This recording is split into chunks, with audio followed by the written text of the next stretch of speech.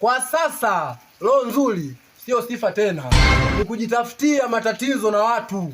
Unajua ilikuwaje? Nilikutana na madogo janja watatu. Mmoja alikuwa ameshika lungu, wa pili kashika fimbo, na watatu alikuwa ameshika kipande cha kitofali. Na kitu walichokuwa wanakifanya, walikuwa wanampiga mbwa, yaani bulldog, wamemfunga kwenye mti. Nikawauliza, vipi madogo janja? Kabla hawajajibu, kwa kuwa mimi na huruma, yule mnyama alikuwa ameshamwadhibu vya kutosha. Mmoja nikampiga banzi, wa pili akarusha kitofali, nikakwepa mwenyewe, si mtaalamu, nikampiga klachi. Watatu anarusha fimbo, nikabonyea, nikampushi. Madogo janja kuona hivyo akatoka bali, huyu brother atumwezi mimi bwana huruma chapu. Nikaenda nikamfungua yule bulldog.